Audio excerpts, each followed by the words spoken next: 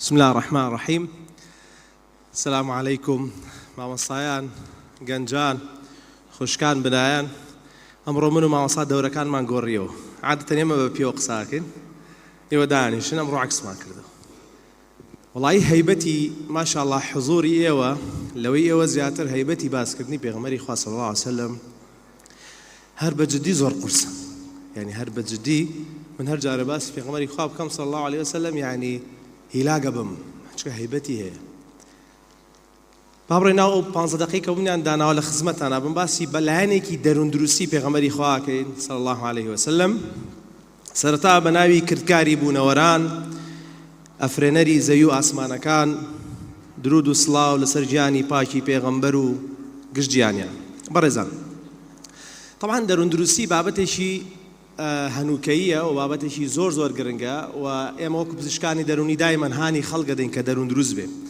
پێناسەیەکی دەروندروستیەکەین سەرەتا، دوایی بنەماکانی، دوایی دەچینە سەر چوار پێوەری سەرەکی کە سەحەی عالەمی ڕێکخراوی تەندروستی جیهانی باسی کردووە. ئەیبەستی نەوانێ بە یەشێک لە دوعاکان کە پێغەمبەری خوا صلی الله علیه وسلم فێری کردووی بزانین چ تەشابوهەیەک، چ لێک چواننێک یا چ لێک چوونێک هەیە لە بینی هەردووکیان. دەروندروستی چییە؟ دەروندروستی بریتیە لە کواڵیتی، واتە بریتیە لە جۆری ژیان، بریتیە لەو هاوسەنگیەی کە ئینسان ڕایەگرێ لە بینی دەرونی خۆی و لە بینی پەیوەندی کۆمەڵایەتەکانی لەگەڵ بەرهەمداربوونی لە ژیانە. ببرم من تۆزە سەوتم ناساغە بەرەوە سەوتم لەوانەیە خۆش نەبێ لێ برد نەکەم. کەواتە دەروندروستی سێشتی سەرەکیە بەڕێزان. ئینسان دەرونی خۆی ئارام بێ کە پێ دەوترێ خۆشنودی دەرونی. دووەمیشیان لەگەڵ خەڵک و کۆمەلگا و خێزان و چواردەور و برادەران و دۆستان و ئازیزانی پەیوەندی هەبێ، لەگەڵ دۆست و دوژمنانی بزانێت چۆن مامەڵاکە. سێم لایەنی دەروندروستی بریتیە لەوەی کە ئینسانێکی بەرهەمدار بێ، ئینسانێکی بەرهەمدار بێ، ئەوە پێی دەوترێت ئینسانێکی دەروندروست. طبعا منەظەمەی سەحەی عالەمی کۆمەڵێک پێوەری بۆ داناوین کە ئەگەر بێت و پێوەرانە جێبەجێ بکرێ بەو کەسە ئەوترێ کەسێکی دەروندروست. طبعا ئەگەر هەر لەو پێناسەی سەرەتاوە بگەڕێنەوە بەلای پێغەمبەری خوا صلی الله علیه وسلم، بابینە سەر ئارامی و خۆشنودی دەرونی. ئارامی و خۆشنودی دەرونی بە کۆمەڵێک شت دروستە بێ. یەکێک لەو شتانە بریتیە لە عیبادەت، بریتیە لەوەی کە ئینسان عیبادەت بۆ پەروەردگار بکات. طبعا ئەمڕۆ لە دەروندروستیا دەیا و سەتان بەحسمان هەیە کە عیبادەتکردن. طبعا بەحسەکان هەنێکیان لە وڵاتانی غەربی کراون عیلاقەی بەوە نییە چ دینێکە، هەندێکشان لە وڵاتانی ئیسلامی کراوە باسی عیباداتی ئیسلامیەکە. بە کۆی گشتی هەموو عیباداتەکان بەڕێزان هۆکارێکە بۆ ئەوەی ئارامی دەرونی دروستکە.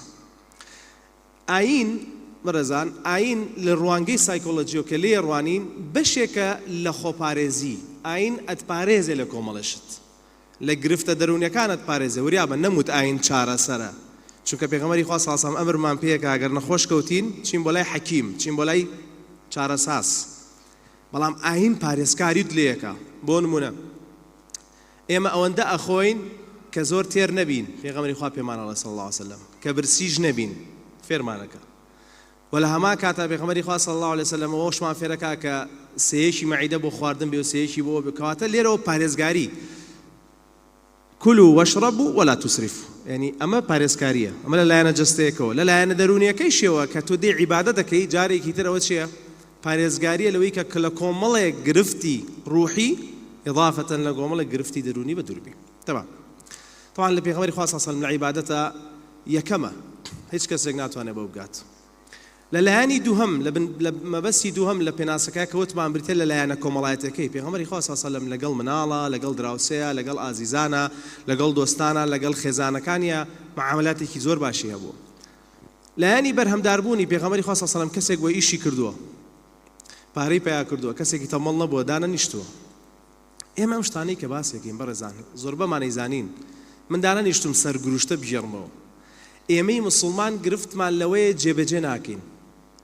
حەدیسەکانمان لەبەرە، ئاەتەکانمان لەبەرە و حجەت دانیشین بەرامبەر بە یەکتری جوابی یەکترێ دەینەوانێ، بەڵام کێشەکەمان لەوەیە تەطبیقاتمان کەمە. هیوادارین تەطبیقاتمان زۆر بێ، چکە ئەوەندەی بە مامەڵە ئەتوانین دین بگەێنین ئەوەندە بە قسە ناگات، چکە قسەکانمان لەگەڵ کردارەکانمان جیاوازن. ئەلموهیم ئەگەڕێینەوە بۆ لای ئەو چوار پێوەرەی کە سەحەی عالەمی دایناوە. ئەڵێت چوار پێوەری سەرەکیمان هەیە بەوەی بەو کەسە بڵێین فعلا ئەم بەڕێزە پێوانەی جەودەی سەعادەی تایە. جەودەی سەعادە یعنی چی؟ یاخود جەودەت الحەیات. جەودەت الحەیات یاخود ژیانێکی باش، ژیانێکی بە کواڵەتی، ژیانێکی مەزبوطی هەبێ. ئەو چوار پێوەرە یەکەم پێوەریان ئەڵێ ئەو کەسە توانای خۆگونجاندنی هەبێ لەگەڵ چواردەورەکەی. ئێمە شتێکمان هەیە، مستەڵەحێکمان هەیە پێدۆتە ریزیلینس واتە قودرەت المقاومە، توانای ئەوەی هەبێ لەگەڵ چێبەرچێکانی ژیانە مقاومە بکە، تەحەمولی هەبێ. جا لێرەش دوعایەکەیە پێغەمبەری خوا صلی الله علیه و سلم فێرمانەکە کە چوار بەشە، بەش بە بەش ئێستا بەراوردێکی. دوعاکە زۆربەتان لەوانە لەبەرتان بێ کە دوعایەشی زۆر مبارەکە. هیچ کاتێک نییە من خوێندە بێتم خەمبار بوو بێتم خەمەکەم لەسەر لا نەچوو بێ، نەک لە بەرەوەی من مبارەک، لە بەرەوەی دوعاکە مبارەک، لە بەرەوەی پێغەمبەری خوا صلی الله علیه و سلم وعدی داواگەرێکێک بە تەواوەتی و بە دڵ بیخوێنێ و یەقینی پێی هەبێ خوا یارمەتیەدا. دوعاکەش اللهم إني أعوذ بك من الهم والحزن. هم وحزن.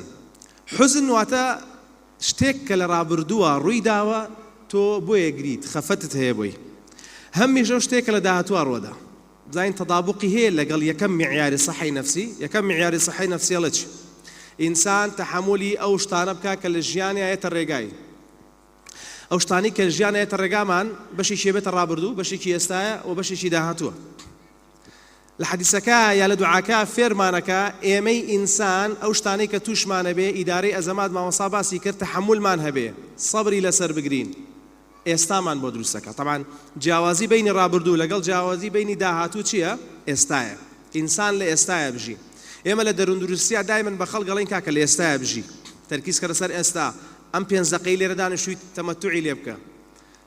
لەناو دوعاکەشە اللهم إني أعوذ بك من الهم، پەناو پێکرم لە چی؟ لە خەم والحەزن. حەزنێک بۆ ڕابردوو، هەمێکیش بۆ مستەقبل، بۆ داهاتوو. ئەمە معیاری یەکەم. طبعا تەفاصیل دەتوانین بڕۆینەوە بەڵام 15 دقەیە نامەوێت تێپەڕم.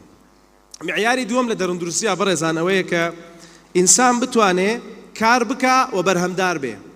چ شتێکەوە لە ئینسانەکان نەتوانێت کار بکا و بەرهەمدار بێ؟ ئەوەیە لە دوعاکە فەرمێ والعجز والكسل. عجز نتوانینە. ئینسان عاجز بێ، نەتوانێت شتێ بکا، ئیتر بە بۆنەی جەستەوەیەتی، بە بۆنەی ڕێگری لێکرێتی، یان الكسل تەمەڵی. لە معیاری دووەمی دەروندروستەکە ئەڵێ کەسی دەروندروست ئەو کەسەیە کە ئەتوانێ بەرهەمی هەبێ و کار بکا. بێ پێغەمبەری خوا صلی الله علیه و سلم فێرمانەکە پەنا بگرین لە چی؟ لە تەمەڵی، و پەنا بەخوا بگرین لە چی؟ لە العجز، نەتوانین. دووشتە زۆر خەتەرە. گەنجانێکی زۆرمان هەیە دانیشتووە ئیسراحەتەکە ئەڵێ نازانم چ بکەم.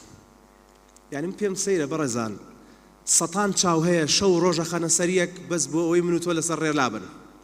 سەتان چاو هەیە یانەوێ و گەنجانە لە ڕێگا لابن. هەزاران کەس هەیە 24 سەعاتە، حەوت هەفتەی ڕۆژ هەفتە، حەوت ڕۆژی هەفتە، 24 سەعاتی ڕۆژ، 30 ڕۆژی مانگ بەردەوامن بۆ ئەوەی کارێک بکەن تۆ دوور خەنەوانە لە بەها، لە قیەم و لە ئەخلاقیاتی جوان. کەچی دانیشتووە ئەڵێ چی بکەم؟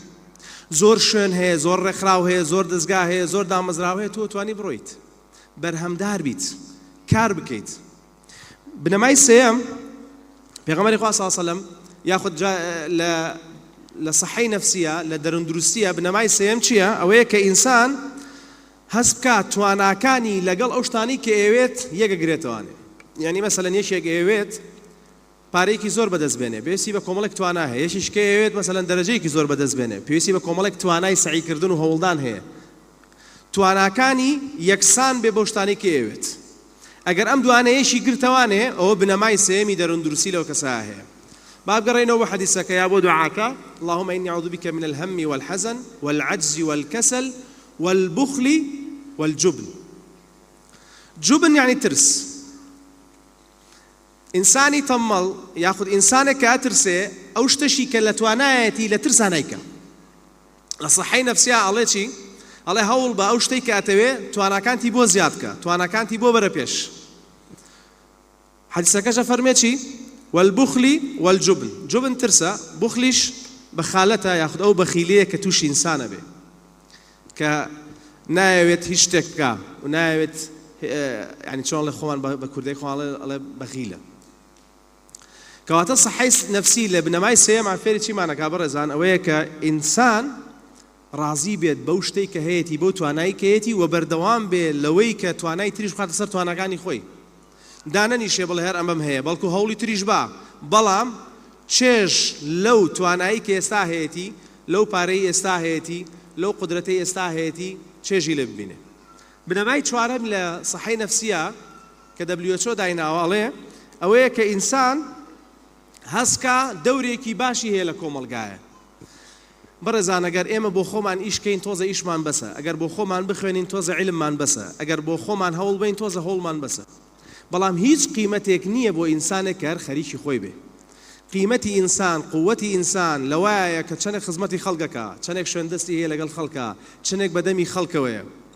بنەمای چوارەم ئەڵێ ئەوەیە کە ئینسان هەسکا فعلەن بەشێکی کارایە لە کۆمەڵگا و بەشێکە ئەتوانێت خزمەت کا لە کۆمەڵگاکەیە حديثك فرميتي آخر حديثك والعجز والكسل والبخل والجبن وغلبة الدين وقهر الرجال ويعني بنا أقريب أخوة لويك شون الله قهر الرجال يعني دا صلاة داراني بس رازالنا به بنا أقريب ويك أخوة دا صلاة داران ستمكاران ظالمان أوانيك رحمناكن أخوة دا صلاة يوم بس رازالنا به وغلبة الدين واتقرزاري إنسان بۆ ئەوەی سەحەیەکی نەفسی باش بەدەستبێنێ ئەگەر بگەڕیتوانێ بۆ ئەو حەدیثەیە ئەو دوعایی کە من ئێستا باسم کرد لەگەڵ مطابقاً بە معیارەکانی سەحەی نەفسی هەر چوار شتەکەی تایە کە چی بوو یەکەمیان ئەوەیە کە ئینسان توانای ئەوە هەیە بگونجێ لەگەڵ چوار دەوریا لەگەڵ ئەو زەختانەی کە هێتە ڕێگای دووەمیان ئەوە بوو کە ئینسان بتوانێت کار بکاوە بەرهەمدار بێ